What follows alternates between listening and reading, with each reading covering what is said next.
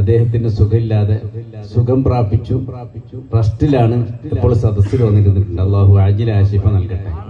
നമ്മുടെ മജ്ലിസിനെ മാത്രല്ല, എന്നെ എല്ലാ രക്തവും മാംസവും വച്ചയും എന്റെ സ്നേഹത്തിലാണ് അദ്ദേഹം.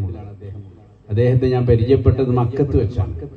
ബഹുമാനപ്പെട്ട സയ്യിദത്തുന ഹലീമത്തു സഅദിയ റളിയല്ലാഹു അൻഹ, റസൂലുള്ളാഹിക്ക് മുല കൊടുത്ത ഉമ്മയാണ് ഹലീമത്തു സഅദിയ. കേട്ടിട്ടില്ലേ?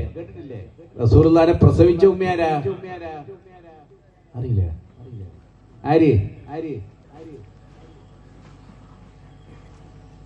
ആർക്കും അറിയില്ല.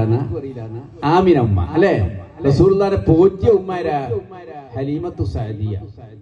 ആ ഹലീമത്തു സഅദിയ റസൂലുള്ളാഹിനെ പോറ്റിയ സമയത്ത് നടന്ന വഴിയും ഹലീമ ബീബി ഈ കുഞ്ഞിനെ തൊക്കി നടന്നതും കുഞ്ഞിന് തൊട്ടിൽ കെട്ടിയതും ഹലീമ വീട് കെട്ടിയതുമായ സ്ഥലങ്ങളൊക്കെ അന്ന് ഹജ്ജിന് പോയപ്പോ എനിക്ക് കാണിച്ചു തന്നു. ഒരു 4-5 കൊല്ലം മുമ്പ് എന്നാണ് എനിക്ക് തോന്നുന്നത്.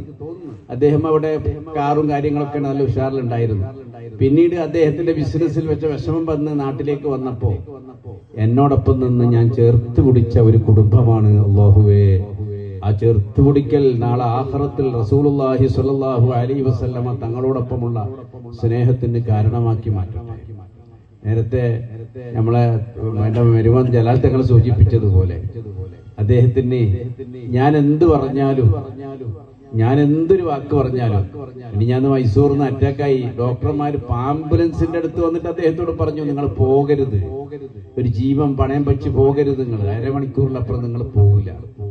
അപ്പൊ അവൻ പറഞ്ഞ വിഷയം എന്താണെന്നറിയാം? ആംബുലൻസുകാരനോട് തങ്ങളുപ്പ പറഞ്ഞില്ലേ പോവാൻ വേണ്ടി, തങ്ങളുപ്പ പോവാൻ വേണ്ടി പറഞ്ഞു. അദ്ദേഹം ഇവിടെ ഇരിക്കുന്നുണ്ട്.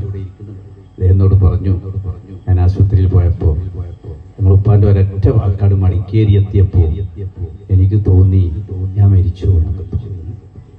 പക്ഷേ അള്ളാഹു രക്ഷപ്പെടുത്തി, അള്ളാഹു ഈമാസലാവട്ടെ.